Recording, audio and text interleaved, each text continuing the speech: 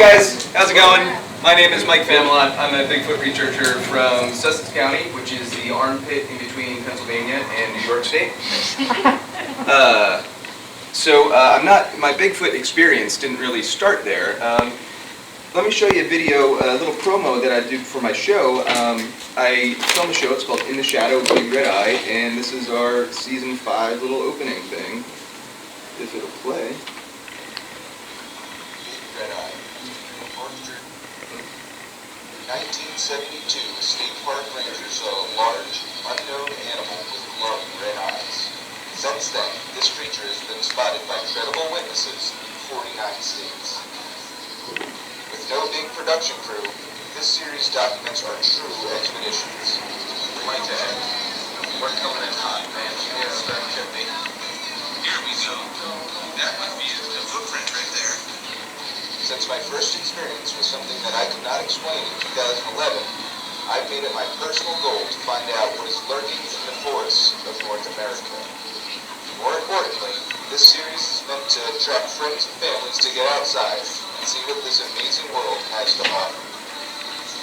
Most expeditions, we seem to be right on the trail of Bigfoot, but we are left in their shadow.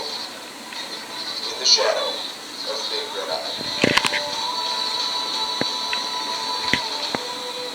So, as you kind of heard at the end there, my big thing is growing up, I was a video game person, you know, inside, rarely outside if anything. But then, in 2011, I had my first Bigfoot encounter in Florida. And it was crazy because I was camping with this organization, which some of you may be familiar with. And I went out there and I took my friend Jimmy, and it was weird because I had bought the tickets like a long time prior, and I was engaged, right? So I was like, oh, this is going to be great. Me and my fiance are going to go look for Bigfoot in the middle of Florida. Like what could be better than that? So I bought the tickets, non-refundable, very expensive, and we broke up. And then I moved up to Tampa to get a job. I'm an EMT, I work on the ambulance, and so I had these non-refundable tickets, and I worked with this guy, Jimmy. He's my best friend to this day. I was like, Jimmy, this is going to sound really weird. We've only worked together for 12 hours at this point, but I have a thing coming up. And basically, if you want to go to Florida, North Florida, and look for Bigfoot. It's like, I've always wanted to do that. I was like, best friend, still my best friend to this day. Anyway, yes, I'm 32. I'm a firefighter, EMT, based out of New Jersey. I've lived a lot of places, Sarasota, Tampa, Cleveland, Pittsburgh, New Jersey. I think that's it. But I am now a full-time Bigfoot researcher. And I had to stop being an EMT because of COVID, and I take care of my grandmother. So this kind of was the next direction that I wanted to take, just to see if I could, you know, what could happen of it. And you know, since the show came out and everything, I do this full time now, so I can't say that anything bad has happened. In Florida in 2011, we were camping away from everybody. Like I said, it was this organization, there were a lot of people there, so we decided to camp away from everybody because we felt they were weird, right? These people are looking for Bigfoot, all right? Not thinking that we paid an exorbitant amount of money to do the exact same thing, but we decided to camp a little bit away from them. And that made the difference. Nothing happened the entire trip at all. Nothing to write home about, except for the last night. And me and my friend Jimmy, we were sitting up. It was like 4 in the morning. We were watching a meteor shower. You guys, my neck hurts from looking up last night. I camped out here last night. You guys have the stars are beautiful, beautiful up here. You don't get that in Jersey, and especially when I was living in Tampa, nothing. So I'm a fan of astronomy. So I was like, let's watch this the night sky, and they were having a meteor shower. So like, cool, you know, sit up and talk, and why not? And then we heard a tree knock, and I was like, oh, last night nothing happened. It's the organization the organizers putting this on to like get our money's worth. Okay, all right, makes sense. So I was happy about it. And then another tree knock from a long way away from the opposite side happened, and I was like, well, that's kind of weird. Like, these guys are intense now. Like they must have radios and saying, okay, do a knock now, do a knock here. And this is, I'm thinking it's because people keep coming back year after year. So there obviously has to be something. Since it was the last night and nothing happened, okay. like 5 minutes later, a rock gets thrown at us, a little bit smaller than a baseball, bigger than a golf ball, and you could hear it come crashing through the canopy. And it landed like 5 feet from us by our fire pit. And first time ever camping, right? I get freaked out, and my buddy's like, Mike, if you want to sleep in the car, before he could finish the sentence, I'm running my tent and my sleeping bag. But then he talks some sense into me, because he was like, well, this is what we're here for. Why don't you experience this possible Bigfoot thing? I'm thinking it's people. All right, now they're throwing rocks at us. This is that bad written all over it. But I go out, and over the course of the next 15 minutes, 4 other rocks that size landed within 10 feet from us. So, here I am, right? My Jimmy, he's loving this. He's so into it. I'm scared. So he's like, I'm gonna throw a rock back at it. I don't think that's a good idea, Jimmy. It's a lose-lose if you think about it, right? It's a Bigfoot, you're gonna piss a Bigfoot off, or it's a person, and then you're gonna get, assault charges. So he throws a rock back at it, and I knew it wasn't a person at that exact moment because maybe, 3 seconds later, a laptop-sized boulder comes crashing through the canopy and landed 5 feet from us. Wow. So then everything stopped. Nothing happened the rest of the night. And, I went home from that with I didn't think anything was going to happen on this thing. I thought this was entertainment, right? So now I'm on my way back, and I'm processing this and what could have done this. And I got nothing. Nothing at all. So that's what got me into the Bigfooting thing, is I want to know what threw rocks at me in Florida. Simple as that. So how many people have seen a Bigfoot? Seen one? How many people have heard one? Hey, all right. All right. How many people have found evidence? Footprints, hair, whatever? That's awesome. I love that. So in 2015 or 16, I decided to start filming my show. And I did it because by this time, I was really into Bigfooting, like hardcore. And I'm watching these shows on TV. And it's like, man, this isn't what Bigfooting actually is. Like I was talking to somebody at my booth the other day, and one of the specific reason why I made the show is because I was watching one of the episodes on TV, and they played music over audio evidence. I'm like, what? Why would you do that, right? So I decided to make a show that is not, I don't care about ratings, I don't care, it's not on TV, it's all on YouTube, and I produce and edit it all myself. So I know that the show is accurate and real of what Bigfooting is truly about. And I want to share that with everybody. Now, what's interesting about the show is we go to these areas and we don't necessarily find something every time. That's kind of that's what Bigfooting is, I go out in the woods and it's icing on the cake if I get evidence. I'm perfectly fine with going out and being in the woods by myself. And that's what I hopefully everybody can take from this. Just go outside and find something you like to do and do it. So I had the idea to make the show, and I did it. And the first season was terrible, but we're filming season 5 right now, which is awesome. We have a bunch of episodes out. We've been literally all over the country. These are just in the Northeast where we've been, but Florida, we have a trip coming up in 2 weeks down to Louisiana, Oklahoma. It's going to be fun. But I've been, I can't tell you, over 100 expeditions I've been out looking for Bigfoot in the past 11 years. And, I haven't gotten too much evidence, but the evidence that we do get is pretty cool, and you can find all of that in my episodes. So I decided to make another series, and it's kind of like a docu-series, and people always ask me, they come up and they see my show, or they see me at an event, they ask me, how do you get into Bigfoot? And I said, that's a good question, because nobody ever told me. I don't want to have somebody pay some crazy amount of money to get into something that they want to do as a hobby. So I made this series, Squatchables, which is kind of like bite-sized pieces of Bigfooting 101, which is, it goes from everything from intro to Bigfooting to evidence collection, analysis, everything you could think of. And that's kind of like for people of all Bigfooters, if you want to get into it, it's certainly something you could check out.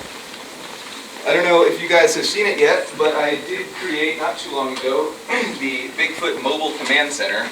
A lot of work, but I did it for a specific reason. One, obviously I got tired of paying camping fees and stuff, so I could sleep in this. It's totally self-contained, extra battery, I could charge everything. I mean, but the real reason is because people come up to me when they see my car, and they say, holy crap, I have never told anybody, but I saw a Bigfoot. I can't tell you how many people have said that. And that's the coolest thing, I think, about designing this, is because you get people that never have even thought about or wanted to share their story. And here they are coming up to you because they just see, oh, you're into Bigfoot too. You must be, on the same page. But it's displayed out by my booth, which is the complete furthest you can possibly be from this location, on the other side there. So if you want to come check it out, get some pictures or whatever, you're more than welcome to. So, like I said, I've been to a lot of places, and you'll see I have been to Whitehall. There's a little thing right there, and in our first season, we came up here and we filmed. And, Whitehall is a very interesting place, because normally when I go and look for Bigfoot, I go to vast national forest in the middle of nowhere. Whitehall is not that, so it's a very interesting place, but that's great, and you have a lot of sightings here because of that. There's a lot of people, a lot of sightings. Anyways, we did get some really interesting evidence when we were up here filming. The whole episode you could see on my show, right before that. So when we were filming, I brought out a couple guys who had never been Bigfooting before, right? So I'm like, okay, I like that, because it's kind of cool. So we were in the middle, down there, in the middle of going through this brush, crap stuff, and I'm walking behind this guy. It's kind of like the caboose, because these guys are new. I didn't want anybody to fall or whatever. And I get this.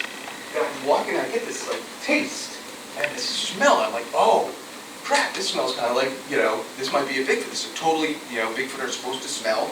So I was like, oh, this could be like a Bigfoot thing. Run it, So we're walking up, being super quiet. I'm like, hey, do you guys smell that?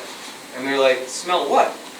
I'm like, the smell, the smell. And they're like, no, we don't smell anything. I'm like, oh, whatever. I still smell it, and I'm tasting it. And they're like, oh, we're trying a new technique that we didn't tell you about. That's deer urine. So that was does not taste well. If anybody, I wouldn't recommend it.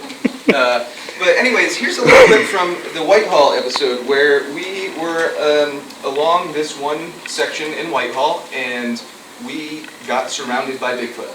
There were at least 3 Bigfoot, and it was the scariest thing that's ever happened to me when I was Bigfooting. So I hope you guys can hear it.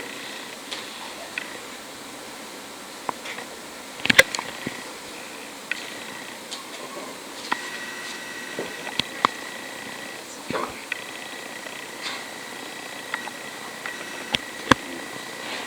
Gotta love technology, right?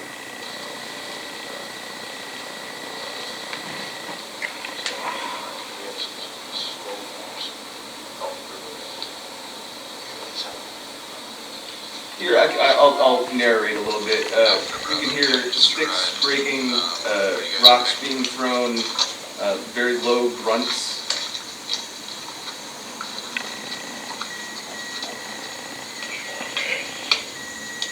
Okay, let's just sit for about 5 minutes and listen, because I think we got some activity close by, and then maybe we'll do a vocalization.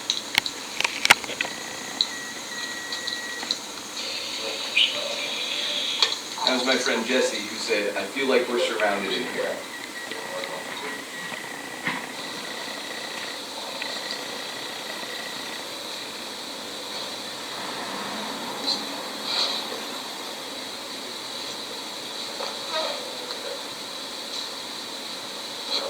What's over there?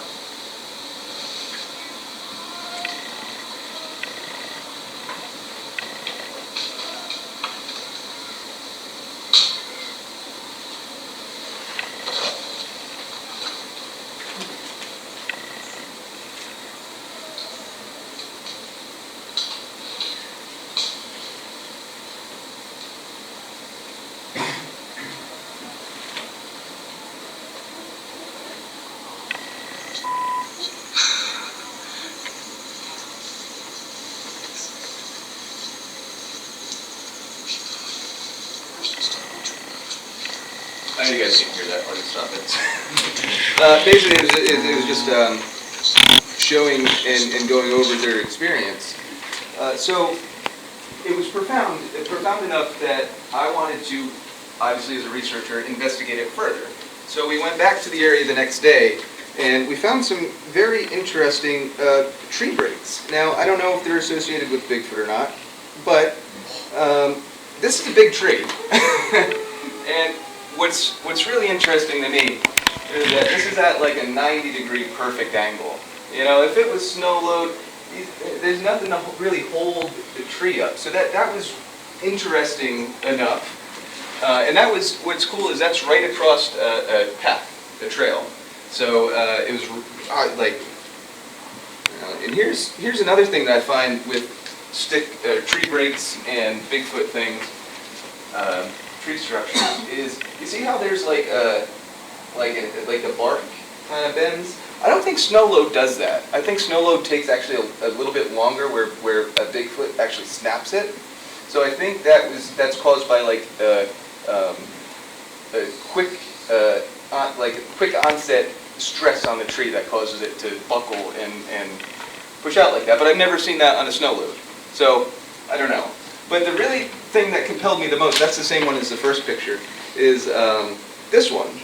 And what's interesting, I mean, I would have loved to see the storm that did that.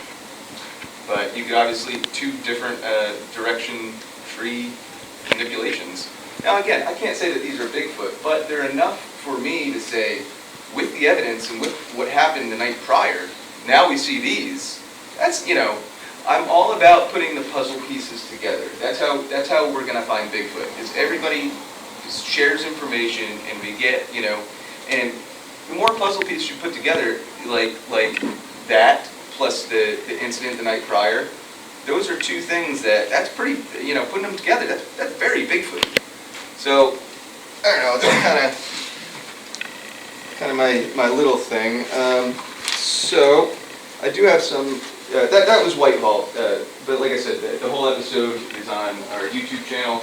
I have cards here and over at my booth too. So, like I said, Whitehall is awesome, but we do go all over. And one of the coolest things, and this is a story, so it's not mine, but was in Alair State Park in New Jersey. So, a Bigfoot researcher, he's a professor at Stockton University, so he's like kind of legit. He researches Bigfoot, and it was wintertime. He was following footprints in the snow. Not huge footprints, but barefoot footprints in the snow. And he got up to this one spot, and boom, disappeared. He could follow the clear line, right? So this would lead someone to believe, like, wait, you know, maybe they disappeared. Like, I could, you know, maybe they're interdimensional. I think they're actual biological creatures, but okay, the footprints disappeared. I can't explain that. So he went back the next day, and he continued to follow the line of footprints. Bigfoot was up in a tree. He never looked up. Isn't that cool? Right? He was right underneath the Bigfoot. Could have got the best evidence. He didn't look up. Has anybody heard of the Battle Mountain, Nevada? This is really cool. So, it's one of my favorite Bigfoot stories. In, I think it was 1997, there were some bad wildfires out in Nevada, and one on Battle Mountain. So the firefighters that were battling the fire, they were all taking a break in their like area or whatever, and a Bigfoot, smoking, comes out of the woods. Oh, all right. Falls down right at the firefighters' feet. Oh, wow. Okay. So this is documented too, so it's interesting. But they call an ambulance, they get an ambulance, they put the Bigfoot in the ambulance, the EMTs, the paramedics start IV lines, they do a full assessment, it's documented they heard the bowel sounds of the creature, they could hear and see the breathing of the creature in the tube in the throat, and they saw blood drip down on the bottom of the ambulance floor. This is all like very specific details that it'd be hard to make up. But then government came, all government convoy, boom, ambulance left, everybody was sworn to secrecy. This guy left is now no longer a firefighter and decided to go on record. He typed up everything, everything is documented to a T. I think that's really cool because that's not the type of Bigfoot encounter that you hear. And then it makes you wonder, well, what does the government know about Bigfoot, right?